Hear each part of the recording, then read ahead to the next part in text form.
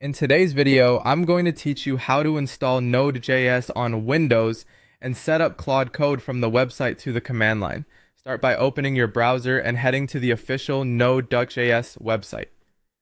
On the home page, click Download, then choose the Windows installer option. This will download the installer to your computer. Once the download finishes, use the Windows installer to complete the setup. You can accept the default options unless you have a specific reason to change them. When the installer is done, close it. Next, go to the Claude website, navigate to Claude Code, then open the Advanced Installation section. Scroll down until you see the Standard Installation area. There, you'll find a command provided for the standard setup. Select and copy that command so it's ready for your terminal. Now open Windows Search and type command prompt. Click to open it. In the command prompt window, type node/v and press enter. You should see a version number appear. That confirms Node.js is installed correctly and your system can run node-based tools. If you don't see a version number, close command prompt and reopen it, or restart your computer to refresh your path. With that confirmed, right-click in the command prompt to paste the command you copied from the standard installation section on the Claude Code page, then press enter.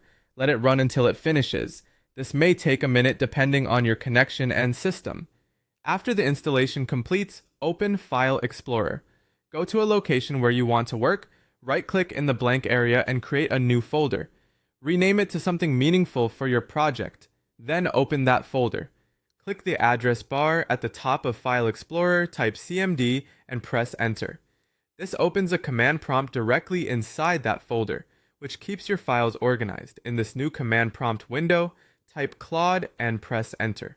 On first run, you may be asked to confirm or allow permissions. Choose yes and continue. When the tool starts, type /login and press enter.